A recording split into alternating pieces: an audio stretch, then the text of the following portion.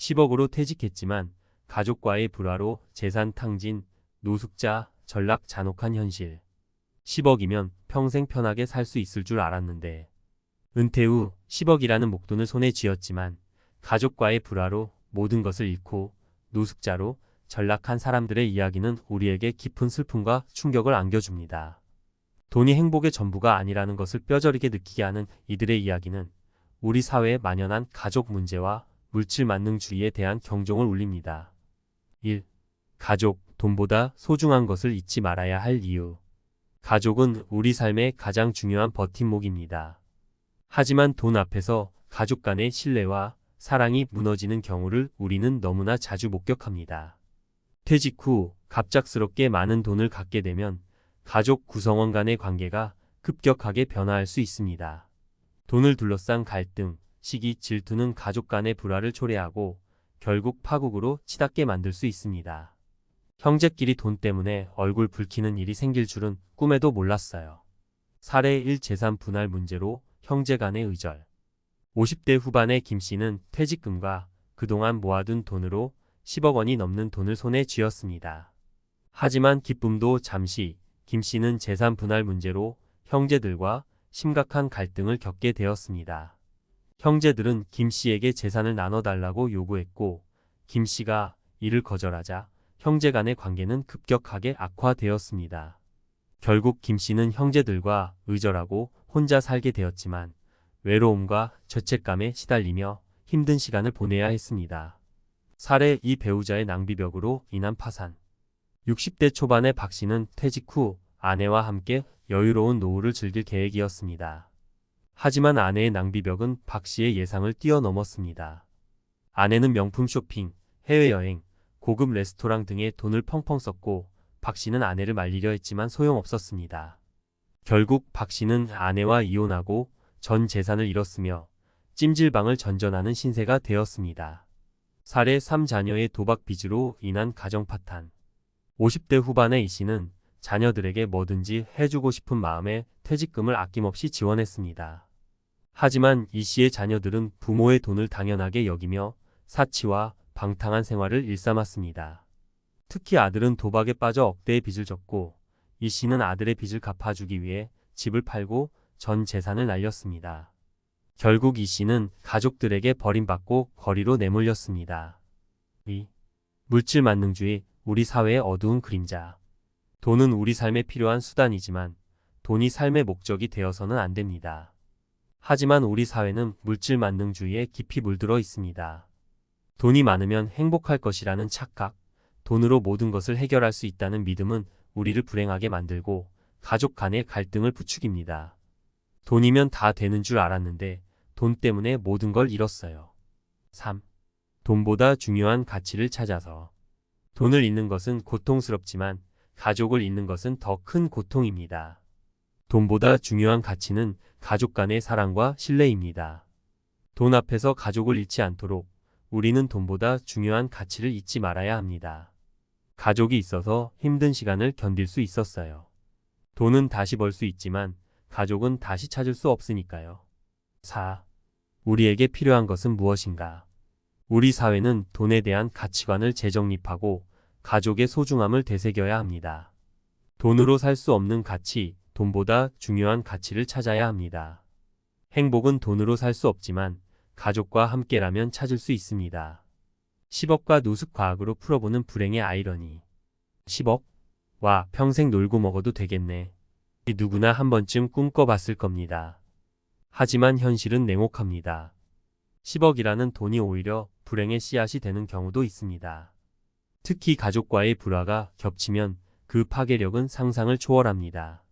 왜 그럴까요?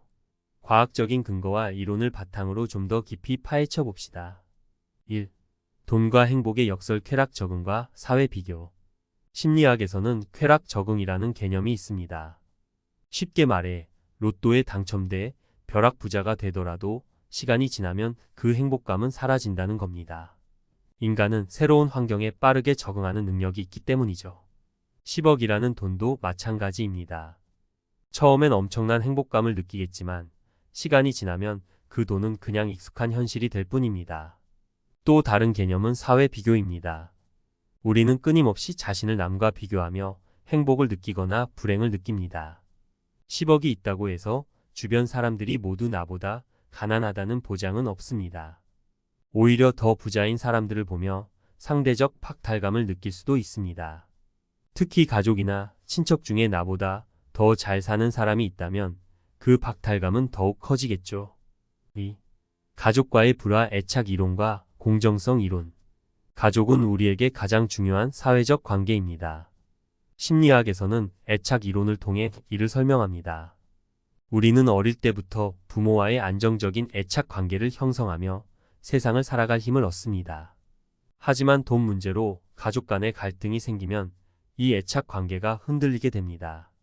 마치 지진이 난 것처럼 삶의 기반이 송두리째 흔들리는 느낌을 받게 되죠.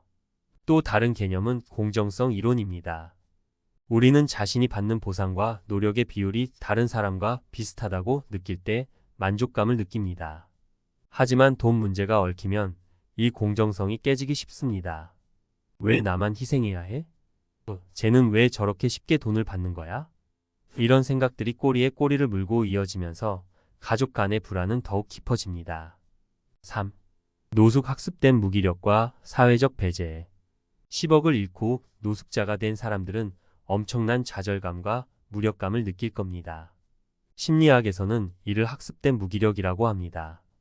아무리 노력해도 상황이 나아지지 않을 때 우리는 무기력에 빠지고 더 이상 노력하지 않게 됩니다. 노숙자들은 돈도 가족도 희망도 잃은 상태에서 이 학습된 무기력에 쉽게 빠져들 수 있습니다.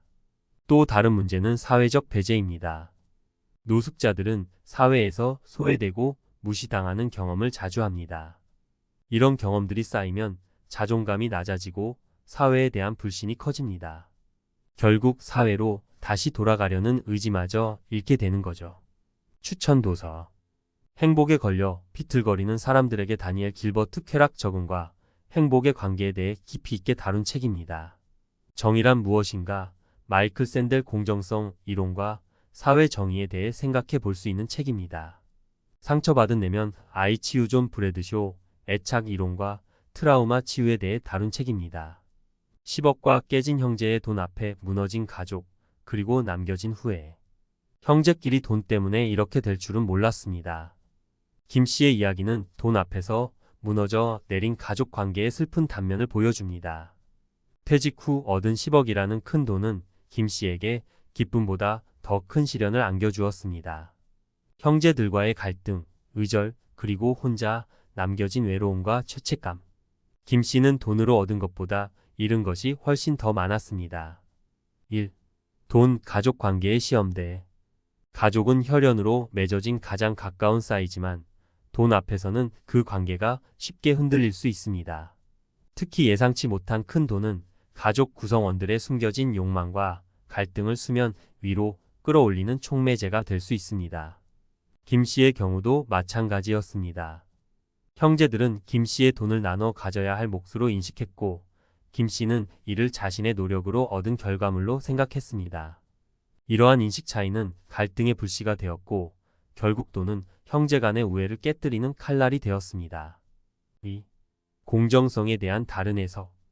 김 씨 형제들의 요구는 공정성에 대한 그들 나름의 해석에서 비롯되었을 가능성이 큽니다. 그들은 김 씨가 혼자 큰 돈을 갖는 것은 부당하다고 느꼈을 것이고 자신들도 그 돈을 나눠 가져야 한다고 생각했을 것입니다. 하지만 김 씨 입장에서는 억울할 수 있습니다. 그는 오랜 시간 노력해서 모은 돈을 왜 나눠야 하는지 이해하지 못했을 것입니다. 이처럼 돈에 대한 공정성은 개인의 가치관과 경험에 따라 다르게 해석될 수 있으며 이는 가족 간 갈등의 씨앗이 될 수 있습니다. 3. 소통 부재 갈등의 골을 깊게 만들다. 김 씨와 형제들 사이의 갈등은 소통 부재로 인해 더욱 악화되었을 가능성이 높습니다. 서로의 입장과 생각을 충분히 나누지 못하고 감정적인 대립만 반복했다면 갈등의 골은 깊어질 수밖에 없습니다. 만약 김 씨가 형제들에게 자신의 입장을 차분하게 설명하고 형제들도 김 씨의 마음을 이해하려 노력했다면 결과는 달라졌을지도 모릅니다. 하지만 안타깝게도 그들은 소통의 기회를 놓쳤고 결국 돌이킬 수 없는 상황에 이르렀습니다. 4. 돈보다 소중한 가족, 잃고 나서야 깨닫는 후회. 김 씨는 돈 때문에 형제들과 의절하고 혼자 남겨졌습니다. 그는 10억이라는 돈을 얻었지만 그보다 더 소중한 가족을 잃었습니다. 돈은 다시 벌 수 있지만 깨진 가족 관계는 회복하기 어렵습니다. 김 씨는 이제 돈으로 살 수 없는 가족의 소중함을 뼈저리게 느끼고 있을 것입니다. 5. 예방과 해결, 그리고 앞으로 우리가 나아가야 할 길. 김 씨와 같은 비극을 예방하고 해결하기 위해서는 어떤 노력이 필요할까요? 솔직한 대화와 소통. 돈 문제는 가족 간에 솔직하게 대화하고 소통하는 것이 중요합니다. 서로의 입장과 생각을 충분히 나누고 이해하려는 노력이 필요합니다. 전문가의 도움. 돈 문제로 인한 갈등이 심각하다면 전문가의 도움을 받는 것도 좋은 방법입니다. 가족 상담 전문가나 변호사 등의 도움을 통해 갈등을 해결하고 관계를 회복할 수 있습니다. 돈보다 중요한 가치인식. 돈은 삶을 윤택하게 해주는 수단일 뿐 삶의 목적이 되어서는 안 됩니다. 가족 간의 사랑과 신뢰, 그리고 함께하는 행복이 돈보다 훨씬 더 소중하다는 것을 잊지 말아야 합니다. 김 씨의 이야기는 돈 앞에서 무너진 가족 관계의 슬픈 현실을 보여줍니다. 하지만 이 이야기는 우리에게 돈보다 소중한 가치를 다시 한번 생각하게 하는 계기가 될 수 있습니다. 돈 때문에 가족을 잃는 불행을 겪지 않도록 우리 모두 가족 간의 사랑과 신뢰를 지키기 위해 노력해야 합니다. 가족은 세상에서 가장 소중한 보물입니다.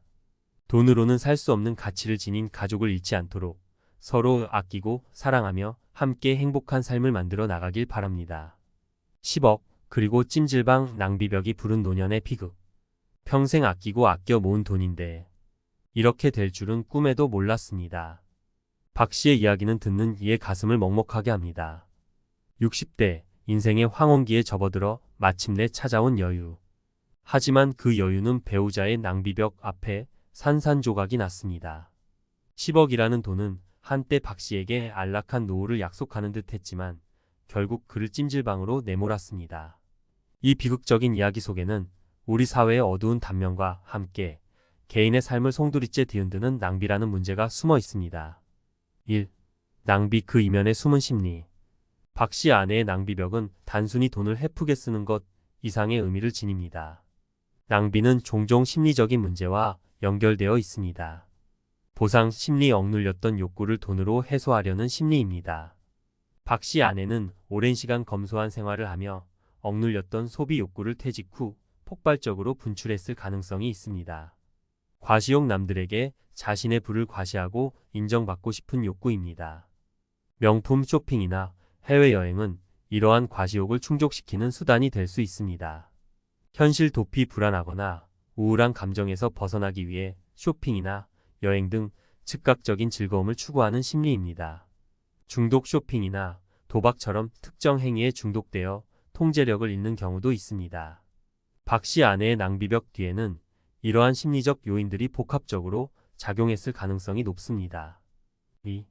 낭비가 부르는 파국, 그리고 남겨진 상처. 낭비는 개인의 삶뿐만 아니라 가정까지 파괴할 수 있습니다.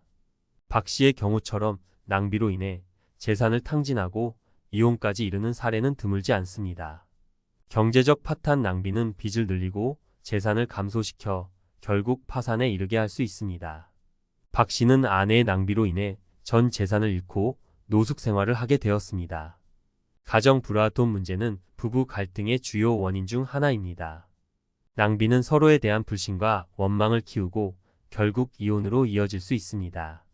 박 씨 부부도 낭비 문제로 인해 결국 파경을 맞았습니다. 심리적 고통. 낭비로 인한 경제적 어려움과 가정 불화는 심각한 심리적 고통을 초래합니다.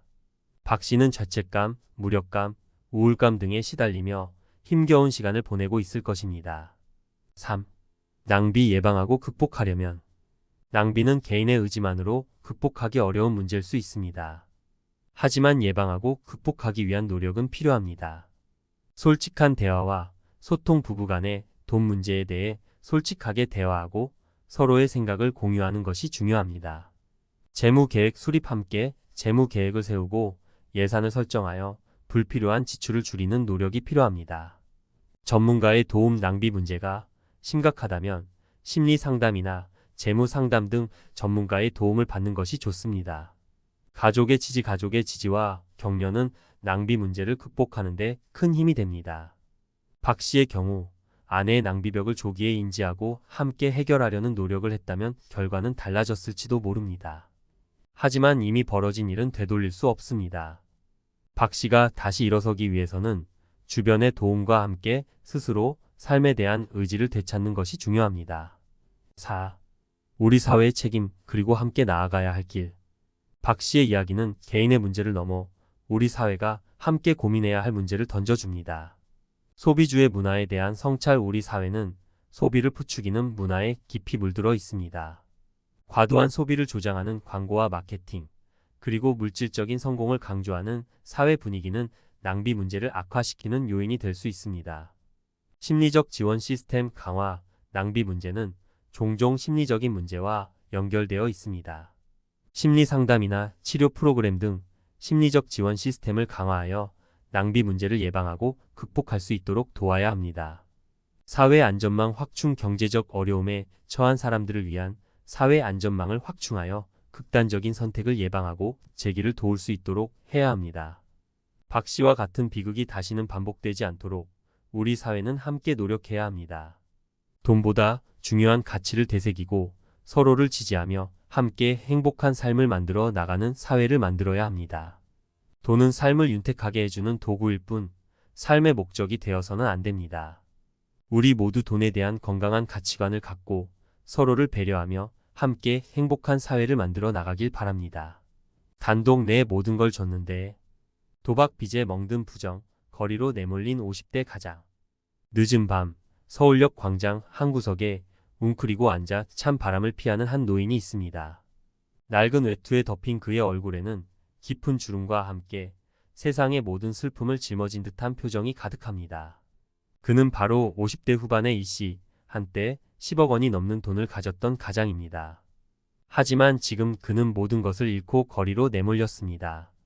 그에게 무슨 일이 있었던 걸까요? 저희 탐사 보도팀은 이 씨의 이야기를 통해 도박 중독이 한 가정을 어떻게 파괴하는지, 그리고 우리 사회가 외면하고 있는 문제는 무엇인지 심층 취재했습니다. 1. 아들에게 모든 걸 해주고 싶었는데. 헌신적인 아버지의 맹목적인 사랑. 이 씨는 평생 성실하게 일하며 퇴직금을 포함해 10억 원이 넘는 돈을 모았습니다. 그는 자녀들에게 뭐든지 해주고 싶은 마음에 아낌없이 돈을 지원했습니다. 특히 아들에게 거는 기대가 컸습니다. 하지만 이 씨의 헌신적인 사랑은 비극의 씨앗이 되었습니다. 2. 부모 돈은 내 돈. 도박에 빠진 아들. 끝없는 나락. 이 씨의 아들은 부모의 돈을 당연하게 여기며 사치와 방탕한 생활을 일삼았습니다. 특히 도박에 빠져 억대의 빚을 지게 되었습니다.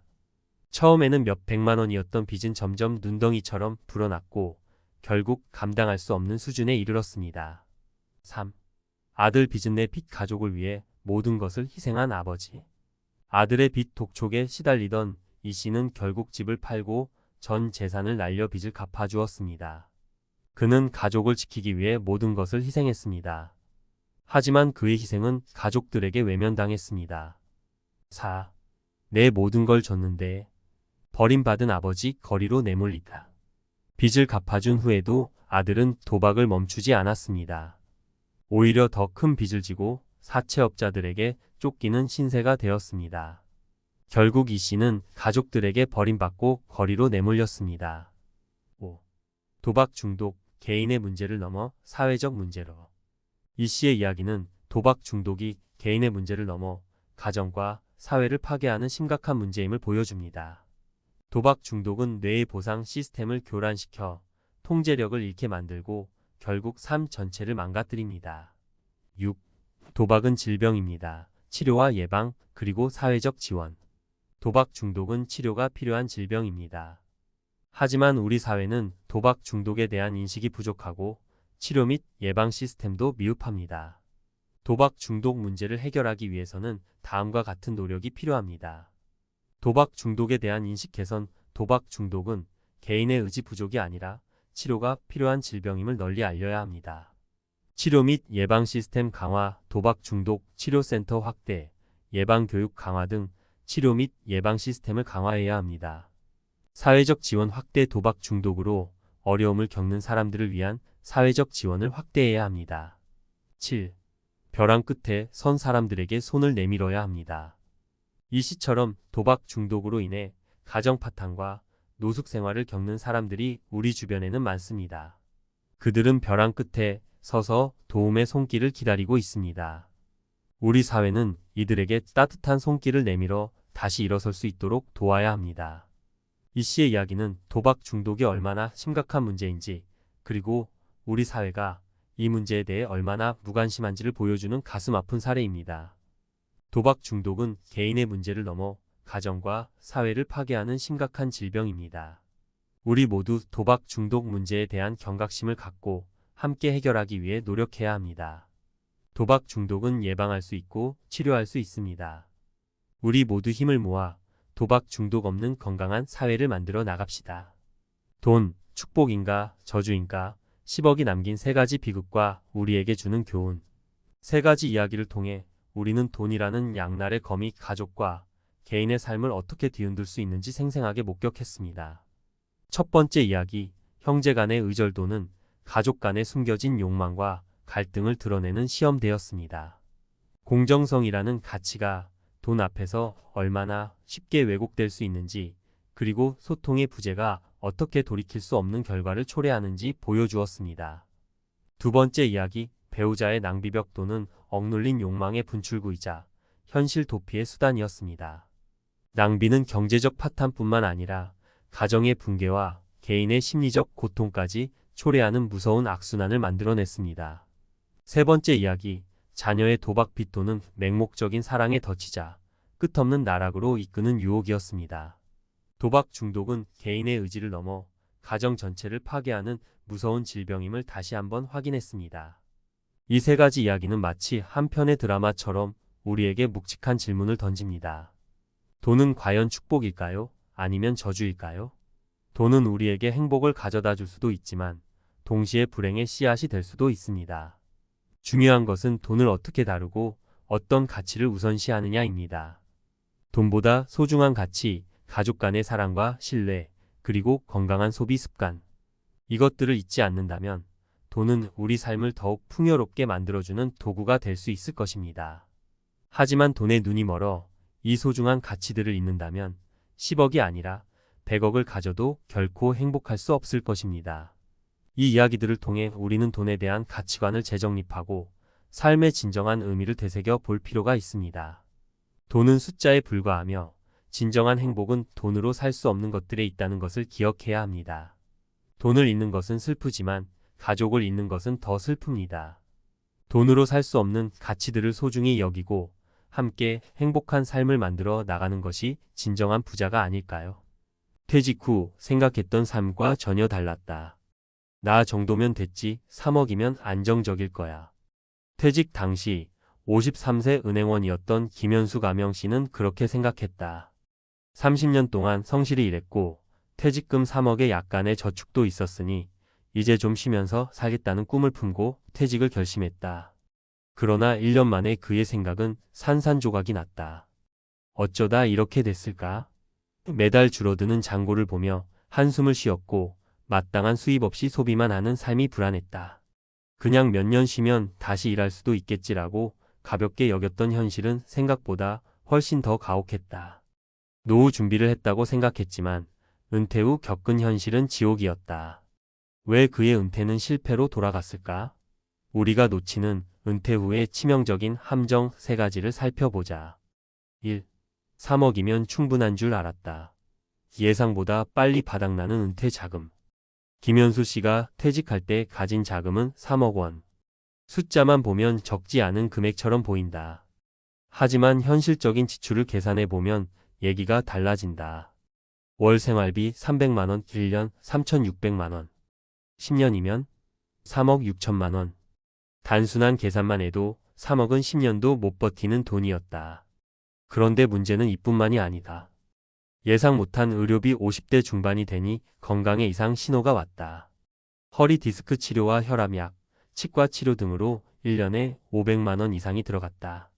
가족 행사 비용, 결혼식 축의금, 부모님 용돈, 아이 교육비까지 생각보다 지출이 많았다. 예상 못한 물가 상승. 2020년 이후 물가 상승률은 연평균 5%를 넘어서고 있다. 김현수 씨가 예상했던 3억의 가치가 점점 줄어들고 있었다.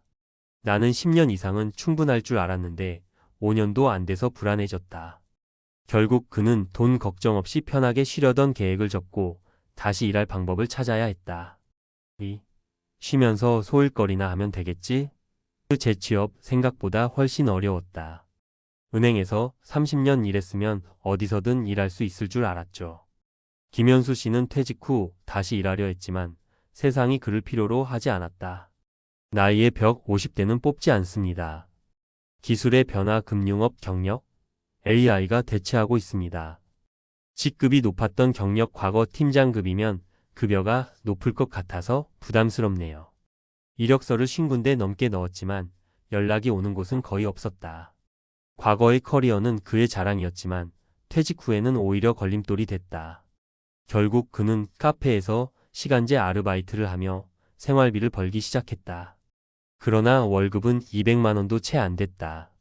나처럼 경력 있는 사람도 이렇게 힘든데 일반 직장인들은 더 어려울 거야. 노후에는 무조건 수입이 있어야 한다. 퇴직 후에도 수익을 만들어야 하는 이유가 여기에 있다. 3.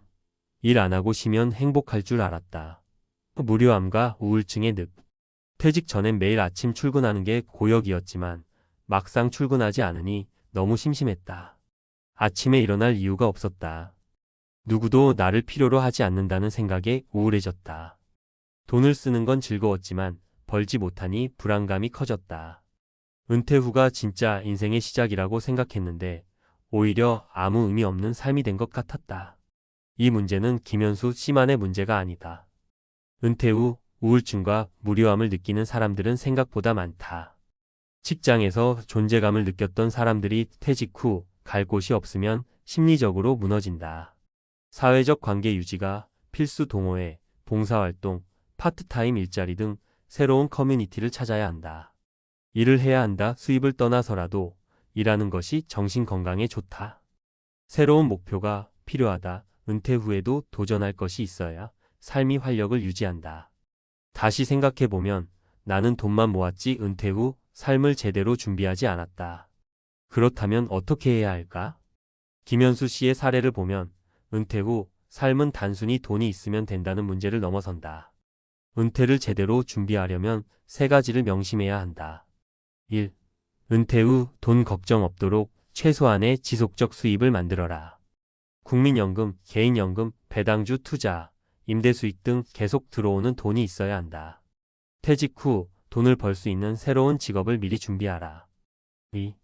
퇴직 전에 일할 기회를 만들어라. 나이 들어서 재취업은 어렵다. 50대 중반부터 미리 준비해야 한다. 정년 전부터 소규모 창업, 프리랜서, 강의 등 다양한 수입원을 실험해보자. 3. 퇴직 후에도 바쁘게 살아라. 사람들과 어울리고 운동하고 새로운 도전을 찾아야 한다. 퇴직 후 삶을 의미 있는 목표로 채워야 한다. 퇴직 후가 진짜 인생의 시작이다. 퇴직은 끝이 아니라 새로운 시작이다. 하지만 제대로 준비하지 않으면 예상보다 훨씬 힘든 현실이 기다리고 있다. 김현수 씨처럼 이 정도면 충분하겠지라는 생각으로 은퇴했다가는 큰 후회를 하게 된다. 지금부터라도 철저히 준비해야 한다. 은퇴 후에도 경제적 자유와 행복을 지키려면 지금 당장 준비하라. 퇴직 후가 진짜 인생의 시작이다. 하지만 준비되지 않으면 절벽이다. 앞서 김현수 씨의 사례를 통해 퇴직 후의 현실이 얼마나 가혹할 수 있는지 확인했다. 하지만 이 이야기는 결코 김현수 씨만의 문제가 아니다. 나는 그나마 낫지. 너. 지금도 많은 5060대가 같은 고민을 하고 있다. 난 연금이 있으니 괜찮을 거야. 너. 연금만으로 살 수 있는 사람은 많지 않다. 나는 절대 그런 실수를 하지 않을 거야. 너. 준비하지 않으면 누구나 같은 길을 걷게 된다. 그렇다면 구체적으로 어떤 준비를 해야 할까? 이번에는 은퇴 후 생존 전략을 더 깊이 살펴보자. 1. 퇴직 후 고정비가 줄지 않는다. 생활비 줄이는 법을 알아야 한다. 은퇴 후 가장 큰 착각 중 하나는 일을 그만두면 소비도 줄어들 것이다. 라는 생각이다. 하지만 실제로는 반대다. 소비가 줄기는커녕 오히려 더 늘어난다. 이제 시간이 많으니 여행도 다녀야지. 여행 비용 증가. 몸을 챙길 때가 됐으니 좋은 음식 먹어야지. 식비 증가. 운동도 해야 하고 취미도 즐겨야지. 각종 활동비 증가. 특히 고정비 지출이 줄어들지 않는다는 것이 문제다. 축구비 전월세 비용이 오르거나 유지비 관리비, 수도 전기료 등은 은퇴 후에도 그대로. 의료비 나이가 들수록 병원 갈 일이 늘어나고 의료비 부담이 커진다. 자녀 지원비 이제 독립했겠지? 라고 생각해도 예상치 못한 지원이 필요할 수 있다. 해결책. 은퇴 전부터 생활비를 줄이는 연습을 해야 한다. 소비 습관을 바꿔야 한다. 절약이 아니라 합리적인 소비로. 노후 주거를 미리 고민해야 한다.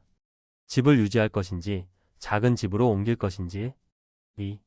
퇴직 후에도 일해야 한다. 하지만 어떻게? 김현수 씨처럼 다시 일하려고 해도 쉽지 않은 것이 현실이다. 그럼 퇴직 전에 어떤 준비를 해야 할까? 가장 흔한 실패 시나리오. 나이 들면 몸이 힘들어도 택배나 대리운전 하면 되겠지? 건강 문제로 오래 버티지 못한다. 기술이 없지만 막상 닥치면 뭔가 할 수 있겠지? 아무 준비도 없으면 기회가 오지 않는다. 퇴직하면 쉬면서 적당한 일자리를 찾아야지. 그때는 이미 늦었다. 퇴직 전에 꼭 해둬야 할 것들. 작은 부업이라도 시작하라. 강의 컨설팅, 블로그, 유튜브, 온라인 판매, 농사 등. 지금 당장 수입이 안 나와도 은퇴 후 할 수 있는 일로 연결될 수 있다. 노후에도 가능한 직업을 찾아라. 몸을 쓰는 일보다 지식 경험을 활용할 수 있는 직업이 유리하다. 50대 이후에도 할 수 있는 자격증, 기술을 미리 준비하자. 연금 외에 소득 포트폴리오를 만들어라. 국민연금, 개인연금, 부업, 소득, 배당소득, 다양한 소득원이 있어야 한다. 핵심은 퇴직 후에도 돈이 들어오는 구조를 만드는 것. 3. 퇴직 후 인간관계가 사라진다. 외로움과 무료함 극복법. 퇴직 후 가장 큰 문제 중 하나는 사회적 고립이다. 직장을 나오는 순간 연락이 뚝 끊기는 경우가 많다. 은퇴 후 겪는 인간관계 문제. 동료들과 매일 얼굴 보다가 이제 혼자 있다 보니 적적하다. 밖에 나갈 일도 없고 점점 사람들과 멀어지는 느낌이다. 내가 무능력해진 것 같고 자신감도 떨어진다. 해결책은 새로운 관계를 만들어라. 동호회, 봉사활동, 재취업, 취미활동을 통해 새로운 인맥을 만들자. 부부 관계를 개선하라. 은퇴 후 부부 갈등이 심해지는 경우가 많다. 함께할 취미나 여행 계획을 세워야 한다. 은퇴 후에도 일정한 사회적 역할을 가져라. 은퇴 후에도 나는 아직 필요하다는 느낌이 있어야 한다. 결론 은퇴 후에도 바쁜 사람이 행복하다. 결국 은퇴 준비는 돈 1인간 관계가 전부다. 김현수 씨의 사례에서 보듯 은퇴 후의 현실은 우리가 생각하는 것보다 훨씬 더 가혹하다. 돈만 있으면 괜찮을 줄 알았지만 생각보다 빨리 바닥났다. 일을 안 해도 괜찮을 줄 알았지만 다시 일하려니 너무 어려웠다. 편하게 쉬면 행복할 줄 알았지만 무료함과 외로움이 컸다. 퇴직 후의 삶이 행복하려면 생활비 절약, 소비를 줄이고 고정비를 낮춰라. 퇴직 후에도 소득 창출 부업, 재취업, 투자 등 돈이 들어오는 구조를 만들라. 사회적 관계 유지, 새로운 관계를 만들고 사회에서 역할을 유지하라. 50대라면 지금 당장 은퇴 후를 준비하라. 50대 중반을 넘어서면 더 이상 실수할 기회가 없다. 퇴직 후 행복한 인생을 살고 싶다면 지금부터 철저히 준비해야 한다. 여러분의 은퇴 준비는 안심할 수 있는가? 지금부터라도 돈, 일, 인간관계를 준비해 완벽한 은퇴를 맞이하자. 지금 가장 먼저 해야 할 일. 은퇴 후 고정비용 체크하기. 새로운 소득원 만들기. 퇴직 후 인간관계 유지할 방법 고민하기. 지금 준비하지 않으면 후회한다. 퇴직 후가 진짜 인생의 시작이다. 하지만 준비 없이는 지옥이 될 수도 있다. 교장 퇴직 후 연금 믿었다. 생활고에 눈물 쏟은 사연. 안녕하세요. 은퇴 이후의 삶을 고민하고 계신 분들이라면 한 번쯤 들어봤을 이야기일 거예요. 젊을 때에는 정년까지 무탈이 다니면 연금으로 충분하지 않을까? 하고 막연히 생각하기도 하죠. 특히 공무원이나 교직처럼 안정적인 직업은 주변에서 연금이면 부럽다라는 말을 워낙 많이 듣다 보니 퇴직 후에도 큰 걱정이 없을 거라고 여기는 경우가 많습니다. 그런데 막상 그 시점이 닥쳐보면 생각보다 연금이 적거나 물가가 너무 올라서 생활비로 빠듯하거나 예상치 못한 지출이 터져 나와서 곤란을 겪는 일들이 적지 않아요. 오늘은 교장까지 지내신 분이 퇴직 후 연금만 믿었다. 생활고에 부딪혀 눈물을 쏟게 된 사연을 시작으로 실제로 은퇴 후 어려움을 겪은 사례 3가지를 함께 나눠보고자 합니다. 왜 이런 상황이 벌어지는지, 그리고 미리 대비할 수 있는 방법은 무엇인지 구어체로 편안하게 이야기해 볼게요. 1. 교장의 퇴직 후 마른 지갑 사연. 첫 번째 사례는 60대 중반의 A 선생님 이야기입니다. 오랜 기간 교직에 몸담고 교감 교장까지 올라가면서 재직 중엔 주변에서 늘 연금 많아서 좋겠다. 정년 보장이라 든든하겠다라는 말을 들었대요. 그 말이 본인 귀에도 당연히 달콤하게 들렸죠. 연금이면 충분하겠지 하는 생각에 노후 준비를 크게 신경 쓰지 않았다고 하더라고요. 그런데 정년퇴직을 하고 나니 가장 먼저 공백이 된 건 월급 통장이었어요. 그동안 꾸준히 들어오던 월급이 사라지는 순간 심리적으로도 타격이 컸다고 합니다. 그래도 연금이 있잖아? 라고 생각했지만 막상 받아보니 세금, 보험료 등을 제하고 나니 생각보다 금액이 훨씬 적었던 거예요. 젊을 때보다 건강 상태가 나빠지니 병원비 지출도 늘고 손주에게 용돈이라도 주려면 이미 생활비가 바닥에 가까워지더랍니다. 결국 퇴직 몇 달 만에 은행 대출을 알아봤고 일정 기간을 도저히 버티기 힘들 것 같아 집의 일부 공간을 월세로 내놓기까지 했어요. 하루하루 쪼들리다 보니 내가 이럴 거면 차라리 정년을 더 늦출 걸 그랬나 하는 자책까지 들었다고 해요. 교장까지 했으면 편안하게 살 줄 알았다는 주변 말이 너무 부질없게 느껴졌다 하나. 어찌 보면 우리 모두가 겪을 법한 은퇴 후 현실이라 마음이 좀 짠하죠. 2. 부동산 붐을 놓치고 연금도 부족했던 전직 공무원. 두 번째 사례는 정년을 얼마 남기지 않은 시점에 과감하게 퇴직한 50대 후반의 B씨입니다.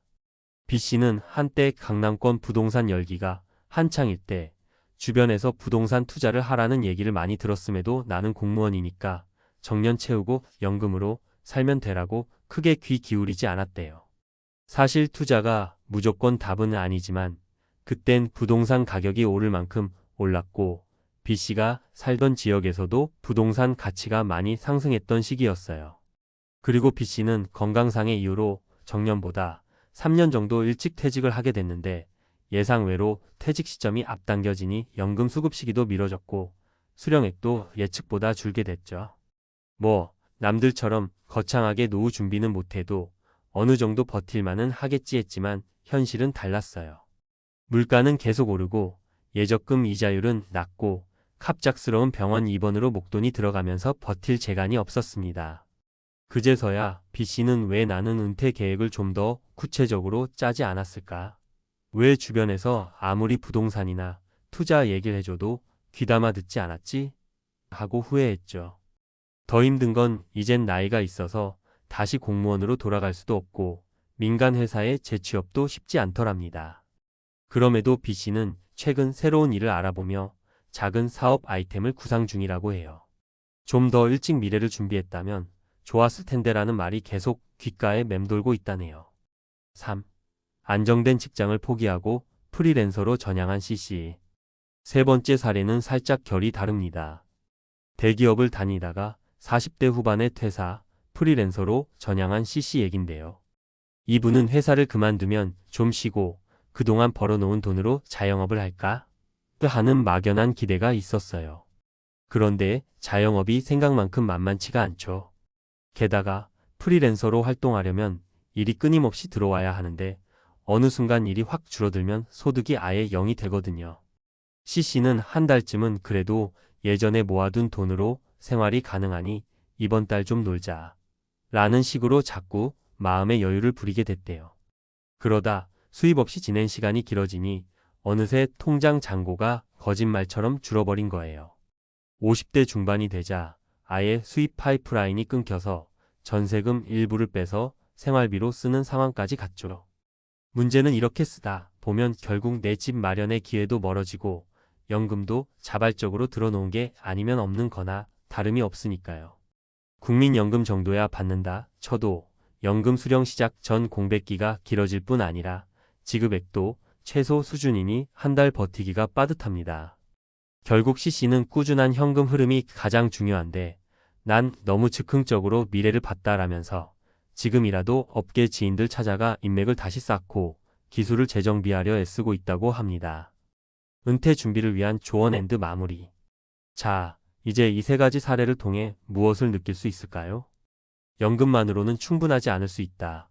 연금이 노후 생활에 큰 버팀목인 건 맞지만 그 하나에만 의존하기엔 이미 경제사회 환경이 많이 달라졌습니다. 세금과 보험료, 그리고 나이가 들수록 늘어나는 의료비까지 고려하면 생각보다 받는 금액이 적게 느껴질 가능성이 매우 높아요. 다양한 소득 파이프라인을 고려해야 한다. 부동산, 주식, ETF, 적금 등 내가 감당 가능한 범위 안에서 여러 소득원을 마련해야 합니다. 단, 무작정 남들 따라하기보다는 꼼꼼히 공부하고 리스크를 잘 분산해 놓아야 해요. 퇴직 시점은 미리 계산하고 대비하기 예상보다 일찍 퇴직할 수도 있고 회사가 구조조정을 할 수도 있어요. 그때 가서 급히 결정하기보다 최소 5년 전부터 구체적인 시뮬레이션을 돌려보는 게 좋습니다. 끊임없는 자기 개발 앤드 인맥 관리 나이가 들수록 재취업의 문턱은 높아지지만 오히려 경력 전문성이 더 가치가 될 수도 있어요. 은퇴 직전에 억지로 준비하는 것보단 현역 시절부터 천천히 계획해서 인맥도 쌓고 기술도 갈고 닦아두면 큰 도움이 됩니다. 자존감 지키기 퇴직 후에 내가 이룬 직함이나 업적이 순식간에 사라지면서 자존감이 훅 떨어지기 쉽습니다. 이때 다들 나처럼 힘들어하는구나라는 걸 인지하고 가능한 한 긍정적 에너지를 받을 수 있는 활동을 찾는 게 좋아요. 우리는 모두 언젠가 은퇴를 맞이하게 됩니다. 교장이든 대기업 임원이든 자영업자든 누구도 예외가 없지요. 은퇴 후에는 그냥 지금처럼 살겠지라고 막연히 믿기보다는 소득은 줄고 지출은 늘어날 수 있다라는 현실을 전제로 차분히 준비해야 해요. 주변에서 연금이면 넉넉하겠다라는 말을 들어도 막상 받아보면 달마다 들어가는 돈이 훨씬 더 많아 놀라게 될 수 있으니까요. 여러분도 혹시 나는 아직 멀었다라고만 생각하고 계시다면 오늘부터라도 작은 준비를 시작해보면 어떨까요? 주식 투자면 주식 투자, 부동산이면 부동산, 적금이나 펀드면 펀드 등 뭐라도 하나씩 꾸준히 배우고 실천하면 미래가 훨씬 나아질 겁니다. 또한 내 몸이 곧 자산이니 운동과 건강관리에 조금 더 신경 쓰는 것도 빼놓으면 안 되겠죠? 오늘 교장 선생님 사례로 시작된 은퇴 후 삶 이야기가 조금이라도 귀에 쏙 들어왔길 바랍니다. 결국 내 노후는 남이 대신 책임져 주지 않습니다.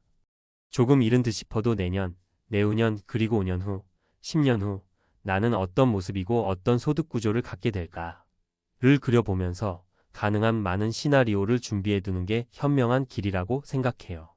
지금부터라도 작은 한 걸음을 내디디면 나중에 그때부터 준비해서 다행이다 하고 웃을 수 있을 거예요. 여기까지 이야기를 들어주셔서 감사합니다. 앞으로도 함께 은퇴 후 삶에 대해 고민하며 조금 더 안정적이고 풍요로운 미래를 준비해 봅시다. 여러분, 혹시 이런 생각 해보신 적 있으세요? 나도 연금만 받으면 노후 생활은 그래도 좀 숨통이 트이지 않을까? 근데 막상 받아보니 통장에 들어오는 금액을 보고 한숨이 절로 나옵니다. 들어오는 건 있는데 나가는 게 훨씬 더 많거든요. 연금 받아도 빠듯한 게 현실이에요. 실제로 제 지인 얘기를 하나 해드릴게요. 올해 64세가 된 박 선생님 부부는 둘 다 교직에서 정년퇴직을 했습니다. 30년 넘게 열심히 일했으니 매달 국민연금과 퇴직연금을 합쳐 230만 원 정도가 들어와요. 처음엔 이 정도면 시골에서 소박하게 사는데 문제 없겠지 했죠. 그런데 막상 살아보니 고정적으로 나가는 의료보험료, 관리비, 식비만 합쳐도 200만 원 가까이 됩니다. 병원 한두 번 다녀오면 바로 적자예요. 결국 아이들한테 손 벌리기는 싫고 아내는 반찬가게 알바를 나가고 본인은 택시 운전을 시작했습니다. 퇴직 후엔 여유가 있을 거라 생각했는데 연금 받아도 빠듯하다는 게 매일 체감되는 거죠. 비슷한 상황은 너무 흔합니다. 서울에 사는 67세 김 씨 부부는 은퇴 후 매달 180만 원 정도 연금을 받아요. 그런데 이분들이 사는 아파트 재산세, 관리비, 교통비까지 포함하면 한 달 지출이 250만 원은 훌쩍 넘어갑니다. 특히 병원비가 문제였어요. 남편이 혈압약, 아내가 당뇨약을 매달 처방받으니 약값과 진료비만 20만 원 이상 나갑니다. 결국 이 부부는 자녀와 같은 아파트 단지에서 손주 돌보는 대가로 생활비 일부를 보태고 있죠. 사실상 연금만으로는 도저히 감당이 안 되는 상황입니다. 또 다른 사례도 있습니다. 62세에 대기업을 퇴직한 이 과장님 부부. 퇴직금 3억 원에 매달 나오는 국민연금 140만 원으로 적어도 20년은 문제없다 했어요. 그런데 막상 은퇴 후 생활을 시작하니 자녀 결혼 자금, 경조사비, 자동차 교체비 같은 불규칙한 큰돈이 계속 빠져나갔습니다. 게다가 한 달 생활비가 생각보다 많이 들었어요. 식비만 최소 80만 원, 통신비 관리비 합치면 40만 원, 여기에 교통비와 각종 보험료까지 합치면 200만 원을 훌쩍 넘깁니다. 결국 3억 원은 7년 만에 절반 이상 사라졌고 이제는 남은 연금에만 의존하며 사는 불안한 노후를 보내고 있습니다. 이 세 가지 사례를 보면 알 수 있어요. 연금이 있긴 하지만 현실적으로 지출을 다 감당하기엔 빠듯하다는 겁니다. 사실 통계도 비슷한 얘기를 합니다. 통계청에 따르면 은퇴 가구의 월 평균 생활비는 260만 원 수준인데 실제 국민연금 수령액은 평균 65만 원 정도예요. 그러니 연금만으로는 턱없이 부족할 수밖에 없죠. 여기서 중요한 건 그럼 어떻게 대비해야 하냐는 겁니다. 전문가들은 연금 외에도 최소 월 100만 원 정도는 별도의 현금 흐름이 필요하다고 말합니다. 예를 들어 작은 임대소득, 파트타임 근무 혹은 금융자산에서 나오는 이자 같은 거죠. 그리고 지출 관리가 정말 핵심입니다. 은퇴자, 가게에서 가장 많이 새는 부분이 의료비와 경조사비, 그리고 생각보다 줄이지 못하는 통신비라고 해요. 실제로 은퇴 선배들이 조언하는 팁은 이런 겁니다. 첫째, 건강을 지키는 게 최고의 재테크라는 말이 괜히 나온 게 아니에요. 꾸준히 운동하고 정기검진 받아서 큰 병 막는 게 곧 생활비 절약으로 이어집니다. 둘째, 경조사비는 미리 부부끼리 한도를 정해두는 게 좋아요. 매번 체면 때문에 크게 쓰다 보면 노후 자금은 순식간에 바닥납니다. 셋째, 생활비 구조를 단순하게 만드는 것도 방법입니다. 통신비는 알뜰폰으로, 자동차는 유지비 적은 소형차나 대중교통으로 이런 작은 조정이 모이면 한 달에 3,040만 원은 줄일 수 있습니다. 여러분, 제가 이렇게 길게 말씀드리는 이유는 단 하나입니다. 연금 받아도 빠듯하다는 말은 절대 남의 이야기가 아니라는 거예요. 지금 50대든 이미 은퇴했든 우리 모두가 맞닥뜨리게 될 현실입니다. 그래서 미리 준비하고 생활비 구조를 점검하고 수입원을 다양화해야 합니다. 혹시 지금 영상을 보고 계신 분 중에서도 나도 연금 나오면 그럭저럭 살겠지 하고 계시다면 다시 한번 가계부를 펼쳐보시길 권해드릴게요. 실제로 얼마가 나가고 얼마가 들어오는지 냉정하게 계산해보면 생각보다 훨씬 빠듯하다는 걸 아마 느끼실 겁니다. 결국 노후를 지탱하는 건 숫자도 중요하지만 습관과 선택의 문제이기도 해요. 지출을 통제하는 습관, 작은 수입원을 만드는 선택. 이 두 가지만 제대로 갖추면 연금 받아도 빠듯하다는 불안에서 한결 벗어날 수 있습니다. 오늘 이야기를 정리하자면 연금은 든든한 기둥이 되지만 절대 혼자서 집을 세워주지 못한다는 겁니다. 나머지 벽돌은 우리가 스스로 쌓아야 해요. 그렇지 않으면 매달 돌아오는 그날 통장에 들어온 숫자보다 훨씬 큰 숫자가 빠져나가는 현실 앞에서 또 한 번 허탈하게 웃을 수밖에 없을 겁니다. 그러니 지금부터라도 작은 실천을 시작해 보세요. 그게 바로 은퇴 후에도 마음 놓고 숨 쉴 수 있는 첫걸음입니다. 앞서 사례 위주로 이야기를 풀었다면 이번엔 전문가 시각에서 좀 더 구체적이고 실용적인 부분을 짚어드릴게요. 은퇴 이후 생활비 문제는 단순히 연금이 부족하다라는 한마디로 끝나지 않거든요. 구조적으로 왜 빠듯한지, 그리고 어떻게 보완할 수 있는지를 알아야 실제로 대비할 수 있습니다. 먼저 현실적인 지출 구조부터 볼까요? 은퇴 부부의 생활비에서 가장 큰 비중을 차지하는 게 바로 주거비, 의료비, 식비예요. 통계청이 발표한 2024년 노인 가계 소비 지출을 보면 평균적으로 한 달에 260만 원 정도가 나가는데 그중 30%가량이 식비입니다. 은퇴 전엔 회사 구내식당이나 출장, 외식이 많아서 잘 체감 못하지만 막상 은퇴 후엔 세 끼 다 챙겨 먹다 보니 식비가 확 늘어나요. 실제로 저희 상담 사례 중 한 분은 은퇴하고 나니까 아침, 점심, 저녁이 전부 집밥이라 한 달 장보기 비용이 70만 원까지 올라갔다고 하셨습니다. 두 번째로 크게 잡아먹는 게 의료비예요. 나이가 들수록 필수적으로 지출되는 영역이죠. 국민건강보험공단 자료에 따르면 65세 이상 노인의 연평균 의료비는 200만 원이 넘습니다. 한 달로 나누면 대략 17만 원 수준이지만 병원 한 번 더 다녀오고 약 처방받으면 금방 30만 원, 40만 원이 돼요. 특히 만성질환이 있는 분들은 꾸준히 지출해야 하니 고정비로 잡아야 합니다. 여기서 중요한 건 건강관리를 생활습관으로 미리 챙겨야만 은퇴 후 의료비 지출이 눈덩이처럼 불어나는 걸 막을 수 있다는 점이에요. 세 번째로 간과하기 쉬운 게 바로 경조사비와 자녀 지원비입니다. 실제로 은퇴자, 가계에서 가장 예상치 못하게 돈이 많이 빠져나가는 부분이 바로 이 항목이에요. 예를 들어 자녀 결혼식에 3천만 원 지원, 손주 돌잔치에 수백만 원, 친척 장례식, 지인 경조사까지 합치면 연간 수백만 원은 금방 나갑니다. 한 조사에 따르면 은퇴 가구의 연평균 경조사 지출이 약 400만 원 수준이라고 합니다. 결국 연금으로만 계산해선 설명되지 않는 숨은 구멍이 바로 이런 지출들이죠. 그렇다면 어떻게 대비할 수 있을까요? 구체적인 팁 몇 가지를 알려드릴게요. 첫째, 소득원 다각화입니다. 연금만 바라보지 말고 작더라도 현금 흐름이 들어오는 구조를 만드는 게 좋아요.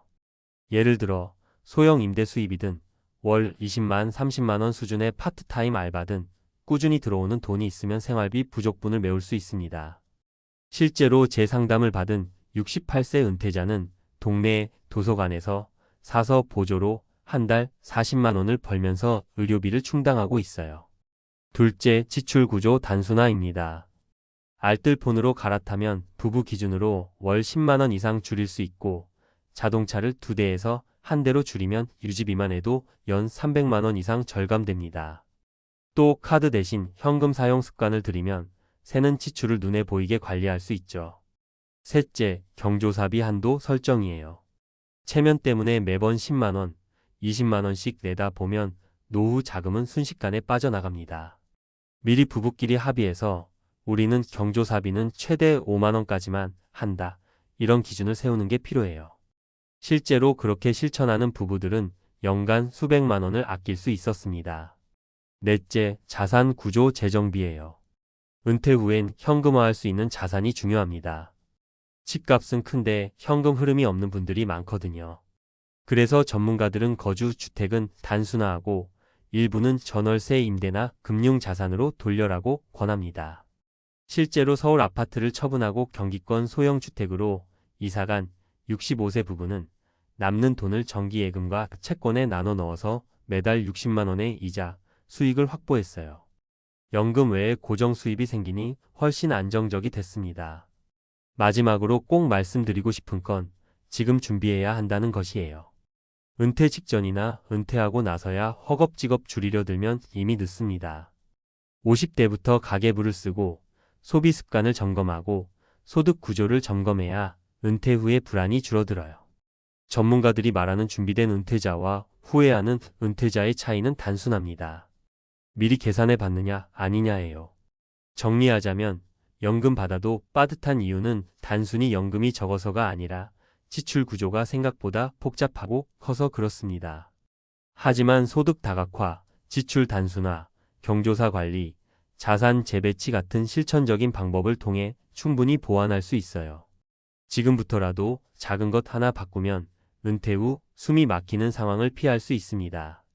여러분, 이건 남의 이야기가 아니라 바로 우리의 현실입니다. 연금 받아도 빠듯하다는 말이 내일의 내 입에서 나오지 않도록 오늘부터 하나씩 준비해 보시는 게 어떨까요?